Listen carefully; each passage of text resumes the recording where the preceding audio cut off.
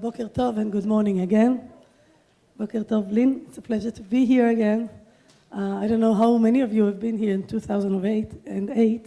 I don't really remember much of what I was teaching, but I remember the faces and the spirit, which is always making me hopeful after I meet all of you and go back to the Knesset.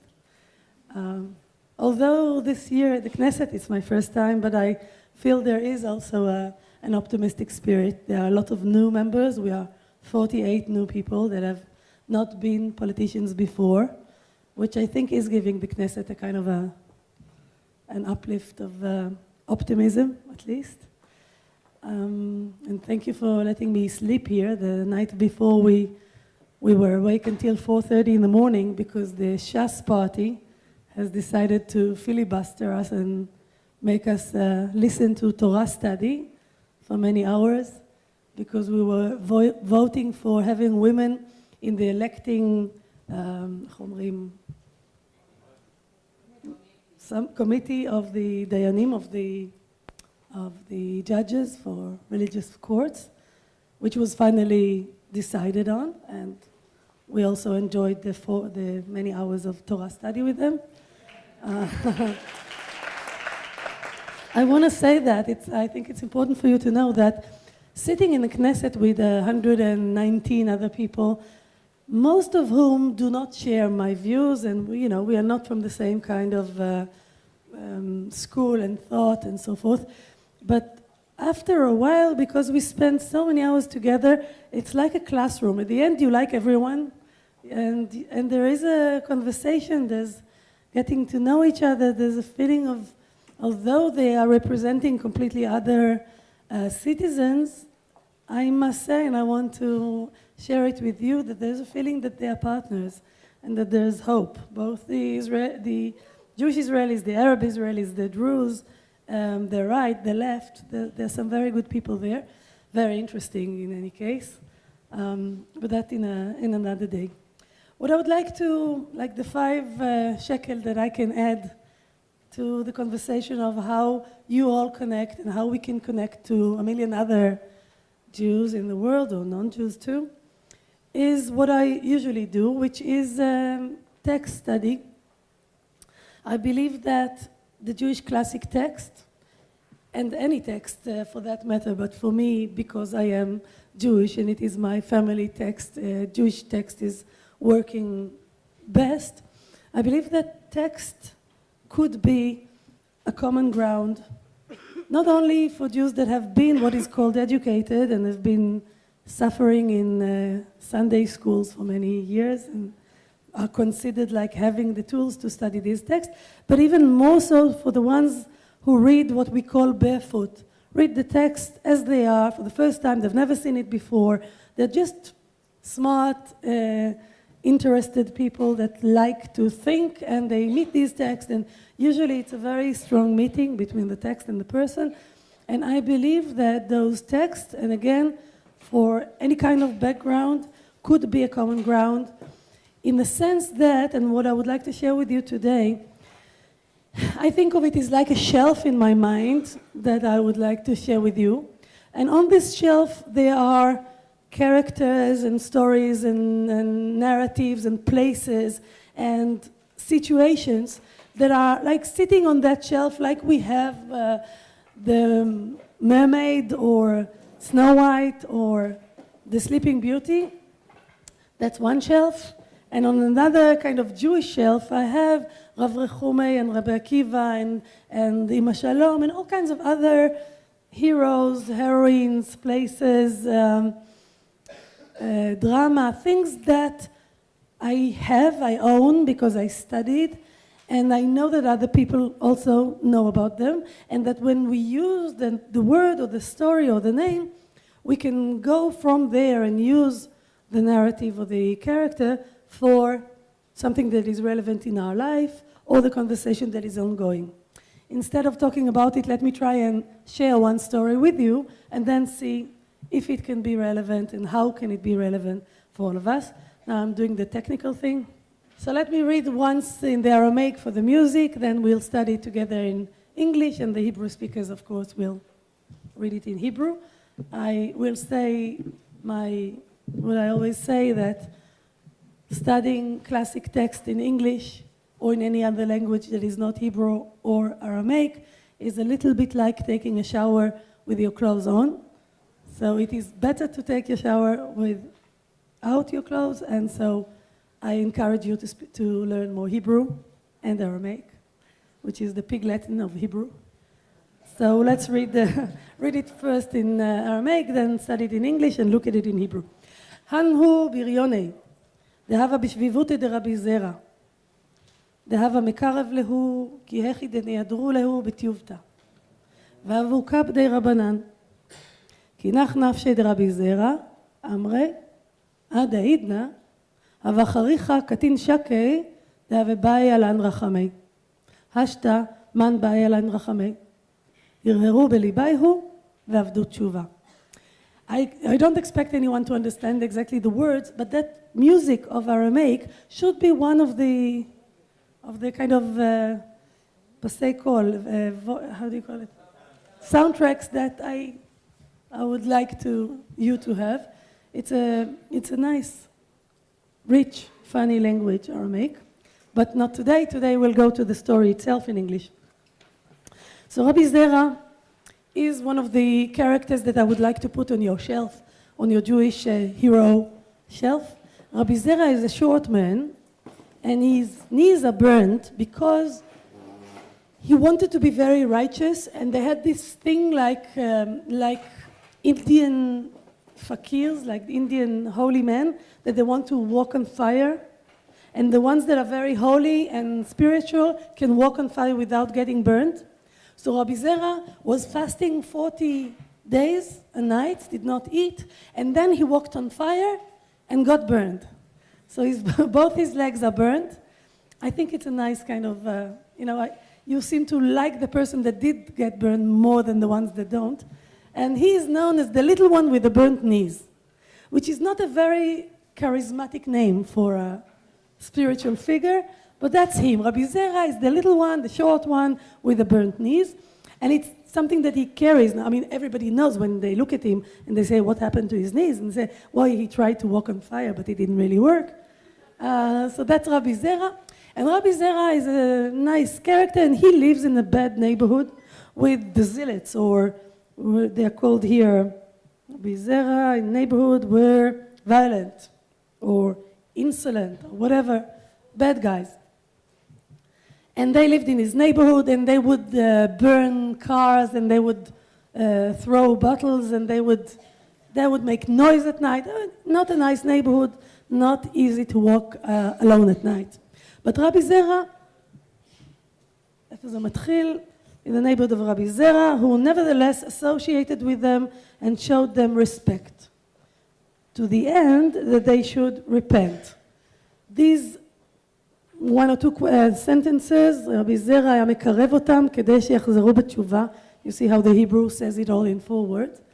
Rabbi Zeira would go and associate with these zealots or with these violent men or with this gang in the street. He would go to them and talk to them, invite them for Shabbat and bring them candles, and like a street gang, social worker. He would associate with them. Now the rabbis showed them respect to the end that they should repent. The rabbis, however, were not satisfied with this. Why were not the rabbis satisfied with the fact that Rabbi Zeira is befriending the violent men, the gang? If you're a rabbi from the Rabbanut, why don't you like the fact that Rabbi Zeira, with the burnt knees, is associating with a gang? Boker Tov, good morning, everyone. He gives them legitimacy. That reminds me of something that happened to me. Toda. I was invited to this conference of the far right, and I decided to go, and so the left in Israel gave me hell to say that if I go and talk to them, I give them legitimacy. Thank you, I'll remember that. Another reason, why don't the rabbis want a rabbi to speak to the tough guys, to the... נכון מאוד, it gives bad reputation to rabbis to even associate with them, to walk with them. I saw you in a bar with guys, I mean, what did you do there? the whole thing of we rabbis should keep clean and away from these people. Another reason. Challenge? What do you mean? Because it's easy to talk to a good people who are believers like you are. But can I convert you to believe? So it's a challenge for the rabbi to try to make them repent. Thank you. You see how the bad guys, the insolent fellows or bandits or whatever you want to call them, are a group. They don't have private names. We don't know them as people. And the rabbis, again, are a group, and we don't know them by name. They're not private rabbis. It's a group of rabbinate, and a group of the bad guys. And the only one that has a name and is personal and private is Rabbi Zeira with the burnt knees, and he walks between the two groups that are closed. The violent men do not talk to rabbis unless they catch them alone on the street. They don't have anything to do with rabbis. And the rabbis have nothing to do with the zealots. And Rabbi Zeira is the only one that is kind of exposed with his name and his burnt feet, and he's trying to make them come close, as you said, make them repent, or befriend them, or open them in some way. He does not mityaesh, he does not give up on them. But the rabbis don't like him, so there's a kind of loneliness for the person that goes between the two groups, and I'm sure some of you, if not all of you in the room, including Lynn, know the feeling that they say it's useless to talk to them, and they say they're not even people that we can talk to, and you're the only one that does this back and forth, and at the end you feel very lonely because they're closed, and they tell you that you are losing your reputation if you do this, and they say there's no chance. And he's living his life in this lonely, personal, exposed way of being Rabbi Zeira and trying to befriend the bandits. We don't see that he succeeded in any way. That was his life. Now, the rabbis, however, were not satisfied with him. But after the soul of Rabbi Zeira had gone to its resting place, that's a very difficult way to say in Hebrew, he died. How does it say in the Hebrew? Rabbi Zeira, Adaidna, Kinach Nafshe. Yes, the Aramaic said, no, I have it on the other side. Thank you. Kinach Nafshe, when his soul rested. In Hebrew, met Rabbi Zeira. One day he died. The writers of these miniature stories are very like Zen Buddhist haiku poems or Zen stories of masters. They're always surprising you. Suddenly something happens in the story and you have to kind of rethink what was it all about. So Rabbi Zeira suddenly dies. He dies in the middle. They are still rabbis, they are still zealots, nothing happened. He did not make them repent and he dies. Now what happens? But after his soul rested, the above mentioned people, this is not a good tirgum translation.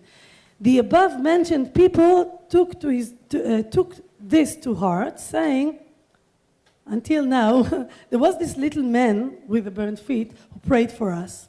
But now, who will do so? So what happens to the zealots or to the violent men after this little rabbi, social worker, is gone and died?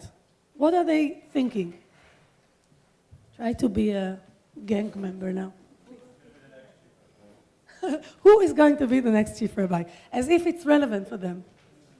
Nachon? That's exactly like in a nutshell the difference between this story and the chief rabbi today in Israel, because the chief rabbi today in Israel doesn't know the violent men, that's including me, and doesn't care about the violent men, including me. But this and the chief rabbi will never be called Rabbi Zeira, the little man with the burnt feet. Nachon? He will always be this chief rabbi. But here they said, so what are the violent men asking themselves? What's happened to it? Yes? We are thinking who is now going to care for us, pray for us, and kind of recognize that we are good people, that we are people. Who is now going to be that kind of bridge? Who is now going to do that for us? That's very beautiful. You know, about mothers in Kabbalah, they say that Sfirat Binah, which is the mother, sees the child in what sees in the child what he's going to be or she's going to be when she's complete. And when we are small, or until we are 50, we have someone that sees in us what we are going to become when we are fully developed.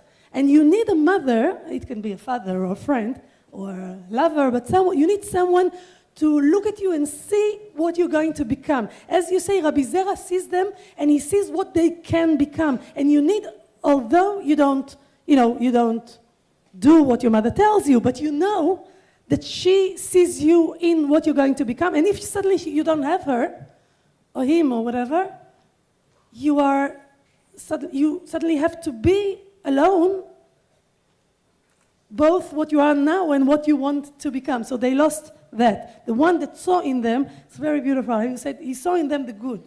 Doesn't only see what they are now, he sees what they can be. Yes?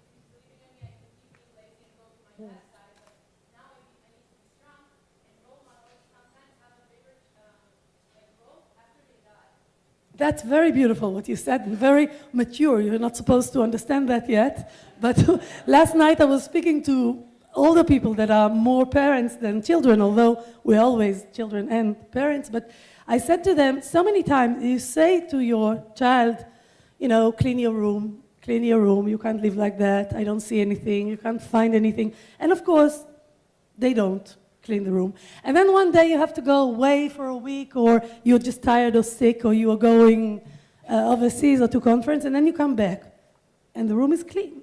Or you see them going away from home, and they live someplace else, and you come visit, and you see this wonderfully clean house, and you think, I was the one that got it stuck. It was me, because I was nagging all this time that she couldn't clean the room, and I just needed to die. Usually it's better to die more symbolically. In Rabbi Zeira's case, it was dying more in a more kind of total way.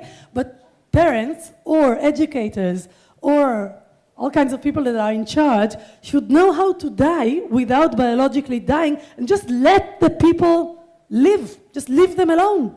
They have heard you when they were 3. It's, these things that you say and you say and you say, and you don't really think that anybody heard. And then they go and they come back from the army and they do something, and I'm like, wow, she knows that. She heard. And the same, of course, goes for me. When I lost my parents, I started speaking to them. There's a conversation that only begins when one really gives space and goes away.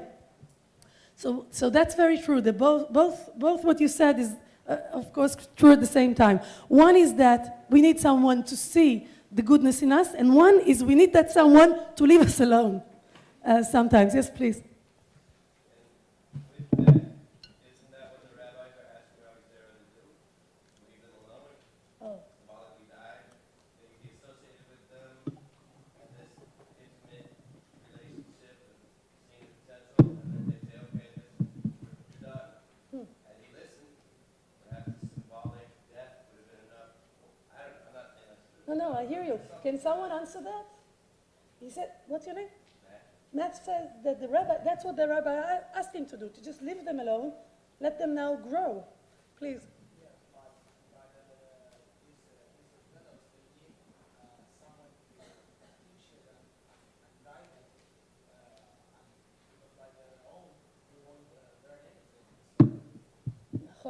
What's your name?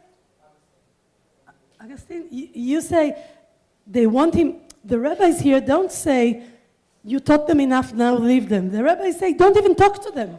And if nobody would ever talk to them, they will just stay violent people and would never, if you would not do this give and take, the rabbis will stay closed as rabbis and the people will stay closed as people and nothing will happen. You say, as yourself, you did enough, now die a little. Yeah. I saw something here. No, I didn't. כן.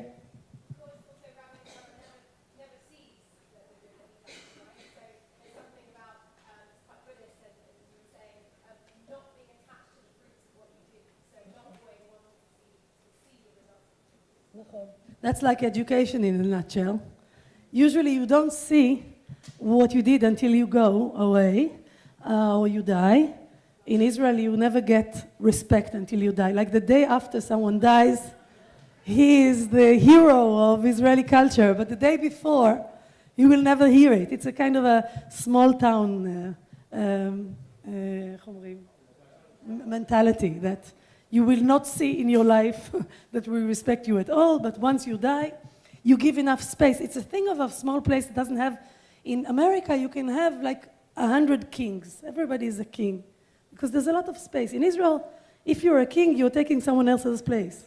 So you have to die and then we'll tell you. Yes, please. Maybe a symbolic death wasn't enough for this group. Mm.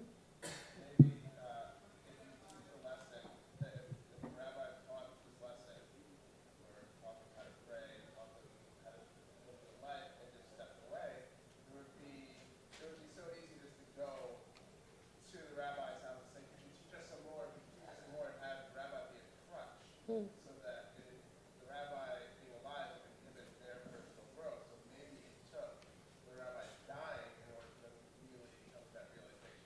Yeah, you say that we cannot pretend to die, to play we are dying. You have to seriously give everything you have, and then when you disappear, not because you plan to, things will start to flourish. So when they ask now who will save us, I think there's always a thought in their mind as a kind of a mafia gang thought that we are doing evil, but there's a little guy with the burnt feet. Did I do that? Did it work?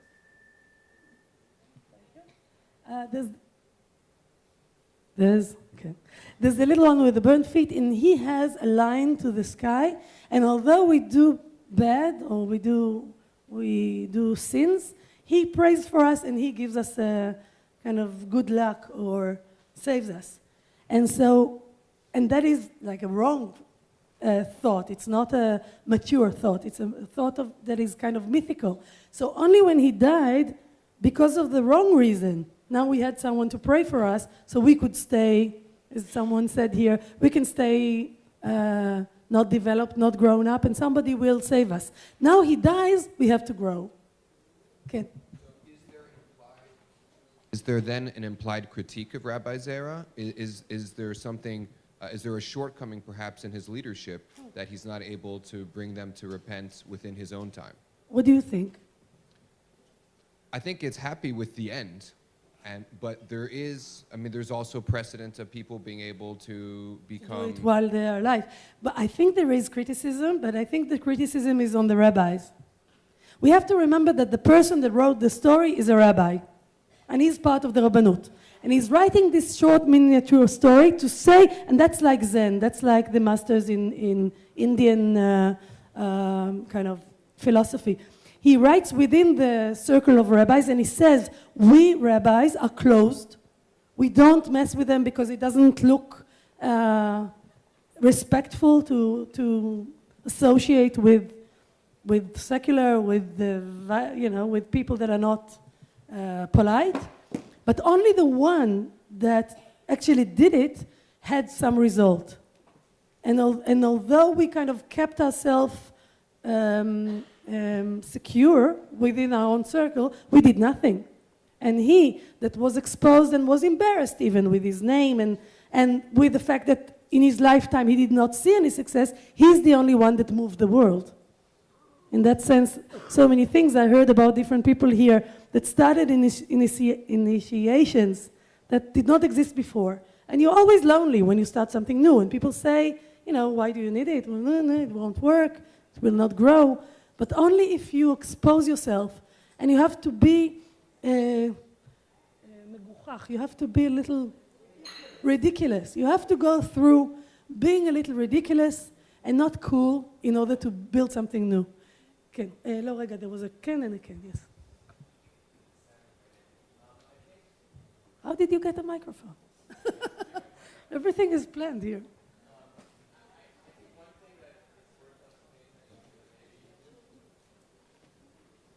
And if you can say your name, maybe not everybody knows. Sammy is my name. I think one thing that's important to pay attention to that maybe we're jumping over is when we look at the phrase, the rabbis were not satisfied with this, and then looking at the Hebrew where it's chachamim makpidim alav, and makpidim alav is like they were impatient or they were strict. Here it's we're not satisfied with this. I think there's two things. Makpidim is stronger. Yeah, but I think there's two things that, particularly in the English, we're thinking when we look at this. One is we see the word the rabbis, and I think we take a contemporary view of that, and we think of the rabbis as in like the contemporary sense of the term. But I think also just particularly what struck me is the term we're not satisfied, makpidim. Were they impatient in that they felt maybe he should be doing more with the insolent fellows? Did they think he shouldn't be there at all?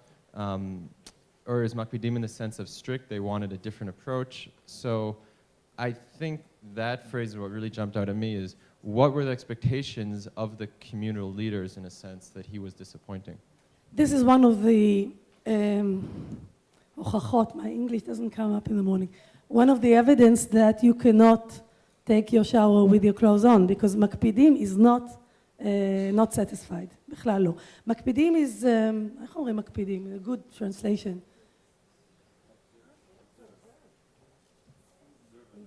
אבל כאילו, look in the bad eye on him. מקפיד is when, you know, when you do something and they say this is not how to keep Shabbat, or this is not halachic, or strict, but in a...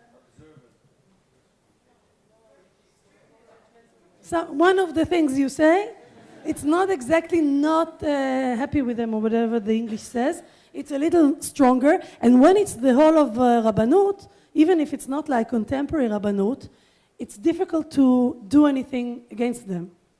And they kind of, we understand that Rabbi Zeira is doing something against the common kind of thought of the leadership. Yes, please.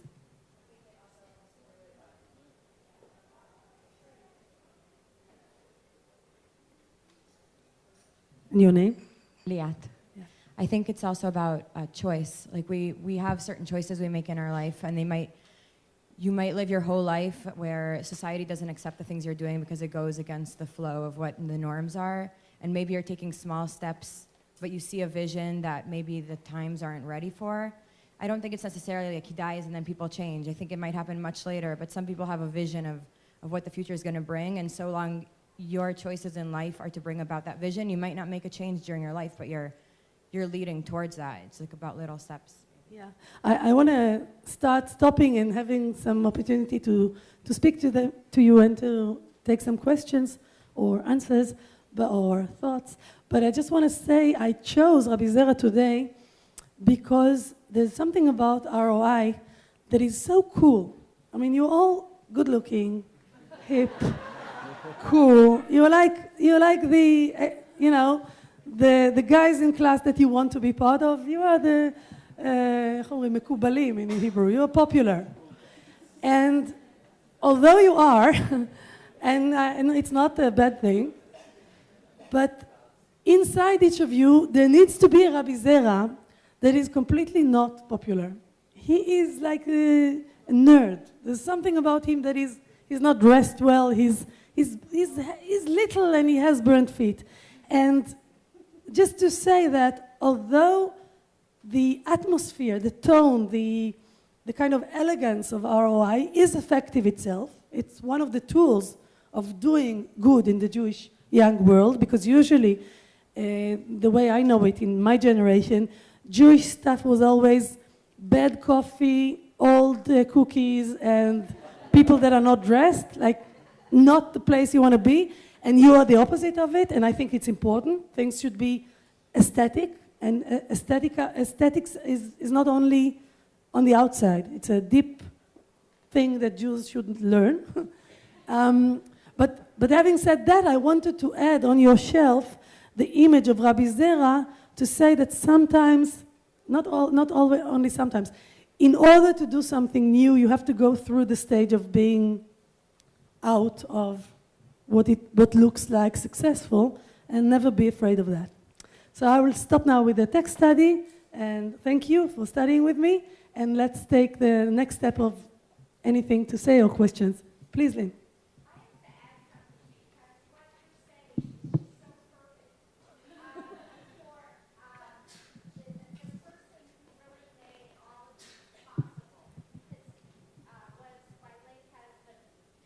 And Charlie wrote and left many notes. And one of them was, death ends a life, but not a relationship. That relationship continues on in the survivor's mind. And listening to Ruth today and thinking about the rabbi, the relationship is going to continue with each and every one of you today. And you're here in large part because you are not afraid to think out of the box. And the other thing that I want to add, and I mentioned on Sunday night, Charlie gambled when oil was $3 a barrel. He started Samson, and he named Samson after his father Sam and the strength of the biblical Samson. But he dared to think out of the box and be different. And Ruth dared to think out of the box and be different. And it was not easy here in Jerusalem. So I want to thank her for being with us today. But for you all to think and dare to be different and to continue on in the way that you are, and then also how we can help you continue on and to think that way. Thank you. Thank you.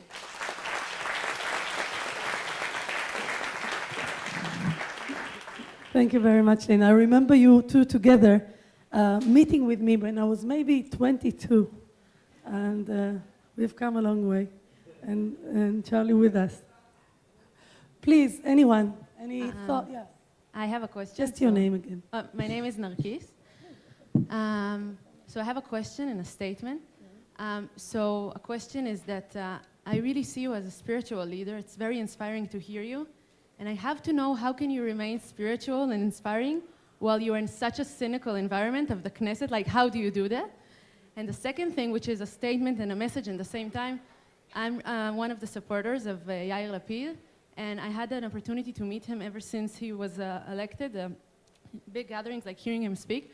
And it looks like he's a bit tired, like he wasn't strong as you to keep this inspiring spiritual attitude. So first of all, I think you should spend time with him. And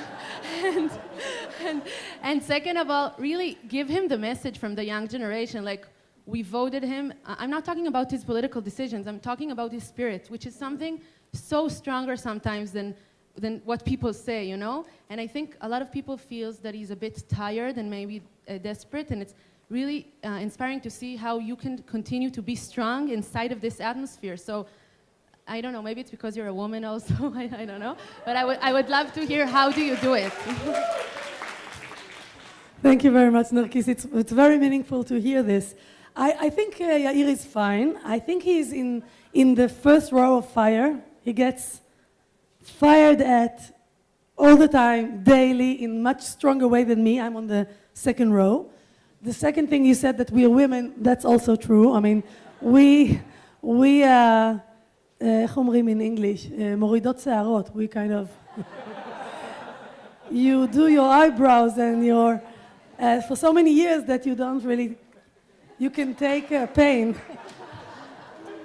I'm not going into giving birth because it's less of a good example here. And I think knowing Yair, and we've been friends for many years, I think he's very to the point, he's going straight, he knows what he's doing, and I'm not just saying, and this is not a political statement, I'm saying that in the Knesset today, there are many people that came for the right reason, with a clean heart. We are not political people, we didn't grow up in a party, we worked in professions. We have a profession to go back to, and I see that in different parties. It's not just the good guys in Yesh Atid. It's people, the Orthodox people and the Arabs, and there is a hope, and that's why I'm optimistic. It's also genetic, because my mother was optimistic, but I think it's also really a hope today. And I will completely give him the message, because you always think that he doesn't need but he does. Everybody does. God does. There's a story how God is asking for a blessing from a person. If you go to Barbara Streisand and you think after the show she doesn't need your thank you and saying that she was great, she does. And so I will pass the message and thank you. If you want to ask anything political, I'm fine with it.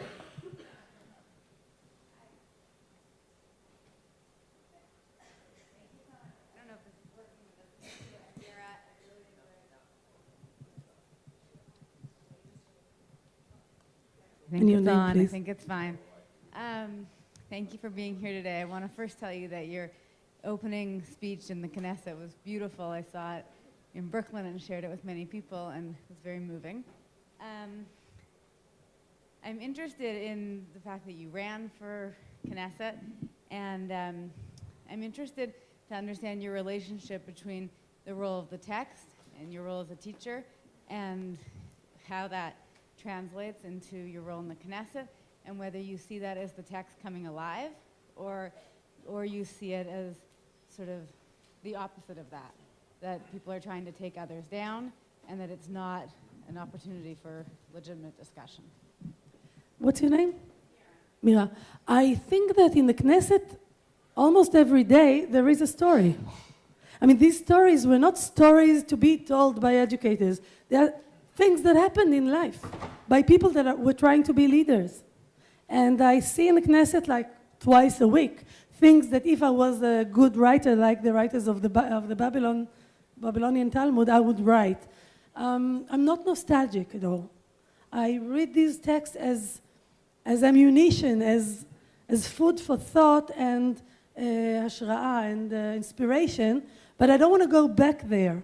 I think Knesset is a wonderful arena for doing change. I mean, I said to Gary, we had breakfast, I said to him, I work for the same boss and I do the same project all my life. The boss is God, whether they exist or not, she exists or not, whatever. And the project is my project of Jewish education and Jewish identity, and I did it in Elul, then I did it at ALMA, then I did it at the National Library, now I'm doing it in the Knesset. The Knesset is not the target, the Knesset is the tool, the vehicle. So I don't see a difference between, I mean, it's nicer to speak to you. But, I mean, we have more of a shared language. But sometimes with the Shas person, at, after midnight when we have this kind of coffee and stuff behind where we sit, Melia, and now when women started coming to the Knesset, we asked the Mankal, the CEO, to bring vegetable too, not only cookies, and he did. And so we sit there, and sometimes there's a conversation there that was worth the whole day or week. So I see Knesset as like wherever you work, wherever we are, is a stage for a good story, for doing something with people. Not only that I affect them, they affect me many times. I grow. That's a real successful day, when you open another door in your own spiritual palace. Yes, please. Reggae from Jerusalem. And following this answer of yours, do you, as a member of the new coalition, as the leader of pluralistic Jewish learning in Israel, do you think that the current Knesset, the current government, is going to promote a government recognition of pluralistic Batei Midrash in Israel? First of all, thank you for naming me I'm not sure I'm the leader or anything, but yes, we are now going to, to come out with a new department at the Ministry of Education that will be the department of Jewish renewal, and it will be, for the first time in 65 years, a department where the government is giving funding for non-Orthodox, secular, and pluralistic Jewish study places. And it's in a serious amount of money. And Baruch Hashem, because it's 30 years now of only fundraising from good people that let us exist until today. And being poor is not a virtue. It's very difficult to do education when you're suffocating. So that's big news. We are now working on Brit Zugiyut, which is a way to get married in a non-Orthodox way. It's not going to be called Nisuim, marriage. It's going to be called Brit Zugiyut, a covenant of civil union. But it's going to have all the זכויות, rights, and everything. Legally, it's going to be exactly marriage in a civil way, and it's going to be open for everyone. I'm a little bit embarrassed to have you cheer me because it's not final yet. Let's do it and then be happy about it. But yes, I feel this is the time because the ultra-Orthodox Haredim are not in the coalition. So the first time this coalition there was only one time before that the status quo, the religious status quo is not something that is written in the coalition agreement. So this is a time when we can change marriage, burial, study, and so forth, and I hope we'll survive enough to do it, and to do it in a way that will not be gone again if another government will come up. We need to do it in a way that will stay. אז בשביל זה צריך סייעתא דשמיא. Yes. Please. As you were going over the text with us, What's your name? Donna, sorry. A thought went through my mind, and I'm thinking as you're describing the rabbi going back and forth from these groups without creating any serious antagonism, I was thinking that actually you're doing that because you're not creating antagonism among the ultra-Orthodox and very religious, and you are advancing pluralistic Judaism in a way that does not counter, does not really create deep clashes, and I think this is one of the massive problems we're facing and we're going to face. And my question to you is, how do you see this serious issue that is now in the front stage of the issues the State of Israel is dealing with, evolving, and do you see a way that the Reformed and conservative currents and all currents in Judaism are recognized formally by the State of Israel somehow? And how do you see overall this entire clash? Because the Shivyon Banetel is only the tip of the iceberg, and I don't even think it's the only core issue or the only. Thank you, first of all, for what you said. I think that the fact that I am not working by being antagonistic is part of who I am, and I think it's part of the fact that I was born in a mixed marriage between Sephardi and Ashkenazi Jews who were not the same in any way. German Jews and Bulgarian Jews are different Jewishnesses, different families. The good thing is that they both feel superior. So there was no one in the family that felt inferior. The German Jews thought that they are the top of the world, and the Bulgarian Jews thought that the Ashkenazis are not even Jews.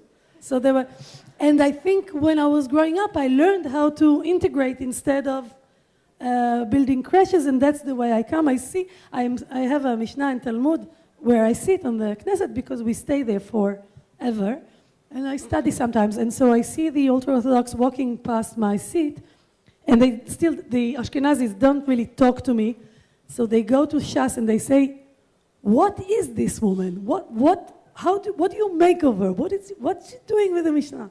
So I of course enjoy that. About what's going to happen, I'm not a prophet, but when we talk about Shivyon Banetel, equality of burden or shared burden, I don't only think of shared burden in the sense of giving service, civil service or national service or army service. I think shared burden in the fact that we will also have the right to study Torah and to be the ones that are carrying the heritage to the next generation. It's not something that belongs to them. So the burden is not only the secular side of it, but also the traditional side of it. That's one thing. There is a difference between the status of the pluralistic movements and the openness of non-halachic Judaism. There are two issues. The opening of non-halachic Judaism, I think, is going forward in the sense of this department in the Ministry of Education and the fact that people will be able to marry and bury, not through the Rabbanut. It'll take time, but it's going that way. The situation or the status of the reform and conservative movements are in some kind of clash with, again, the mentality of Israel. And I think you will understand me, Israel is more Catholic. America is more Protestant. And when you're a Catholic country, it's a kind of an either or. The church you don't go to is Catholic.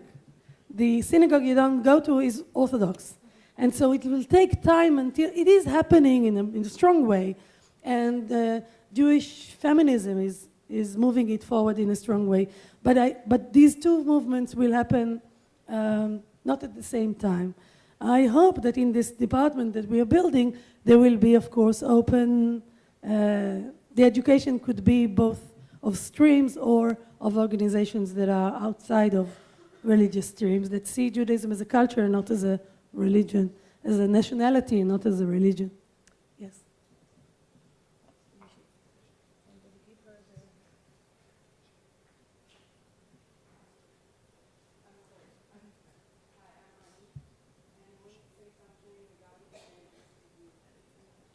Regarding what? I want to say something regarding Brit Zugiyut, that you were talking, the civil marriage. Okay. Brit Brit Zugiyut. Zugiyut. I didn't get it because it was in Hebrew. I'm sorry. The truth is that it brings solution to very few people in Israel. And you don't really need that right now because you can live as significant other and you get all your rights from day one. Almost all rights, of course. People want... What can you do? People, you can... you're doing b'tzibur. Oh, yeah. Okay. And you got almost, all rights. And people want to get married in Israel according to their own beliefs. They want to be equal. And I really wish that you and your party will be brave enough and fight for that basic civil right, which is so important to so many people here. Both that cannot get married in Israel right now, even though they are considered civilians for everything else, and people that feel like they need to lie to themselves or go abroad to have a full marriage according to their own belief and way of life. Thank you. I understand where you come from because I had to go to Cyprus to get married when I was young. I do not agree with you because being Yaduim B'tzibur is not like Brit Zugiyut. I think, and that's something that I learned in politics, if I will fight for the name Nisuin, it will not happen. And I prefer to make the good happen even if it is not exactly what I wanted. I want to go forward with the majority of people and get it through. Today, Brit Zugiyut, just a minute, let me please answer, and then you can speak again. Brit Zugiyut today is closed only to people who are not able to be married because they're not Jews or not considered Jews or something like that.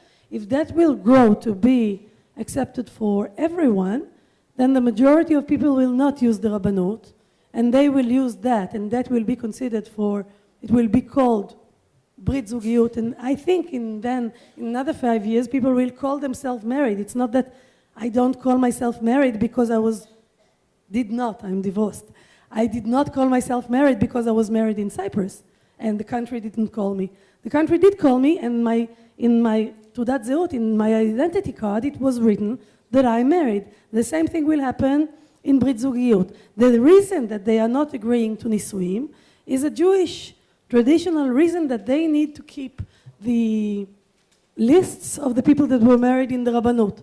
And I don't care. They can use those lists. I don't need to be on their lists. I just want to be civil, in a civil way, married in my country. Now again, we have a discussion with Meretz and Avoda, and I see this in the opposition, they many times prefer to be right than to be practical. I mean, to להצליח, to succeed. I don't care, and that's again Rabbi Zeira. We might look with burned feet and short, but if you can go forward with everyone together and not just be the righteous ones, but always alone, and giving them a feeling that you don't respect them and you fight with them. The same question, again, it's not good or bad, but my way it's not to fight. My way is to try to find a compromise. In Hebrew, compromise is a bad word. It's like you compromised and you married someone that is not as good as you. In English, compromise is a seg, is something that is an achievement. And I, in that sense, believe that compromise is a better achievement than to be exactly true to yourself and to be isolated from Klal Israel. That is also something, a goal of mine, to be together with people that I don't agree with. And if Brit Zugiyut does not hurt them, it does take time, and we are speaking to rabbis and back and forth. Shai Piron, the Minister of Education, has gone to this back and forth like Rabbi Zeira for months before the election to make the decision, to get a confirmation on this Brit Zugiyut between us and the rabbis of Beit Yehudi. Beit Yehudi, which is the party we are in coalition with, are very different to us. They're religious, they're Orthodox, some of them are very right-wing. In order to form a coalition, to have the power to do things on the Ministry of Education, to do things in health, to do things in welfare, you work with people you don't agree with. And that's my way. I understand and I appreciate your position, but we've been there for 60 years and nothing has moved. And I don't choose, and I used to vote Meretz, I don't choose anymore to just be right. I want to be effective and not to lie to myself. But in my heart, it is not so important if it's called this or that, if it's the right thing. If I can still live my life in a true way. I marry couples sometimes, אני מסדרת קידושין, I can do it in a true way that is egalitarian. When I buried my parents, I did it in the way that is true to us as secular people. When we had bar mitzvah, my children read the Torah in Bet Tfilah Israeli at ALMA in a way that is true to our community. I make a point of living my life in a true way. I don't make a point of having it all, like doing it, posing them. Do you want to answer or say something? בסדר? If you want afterwards. I think I have to go. I think I'm late, so... תודה רבה.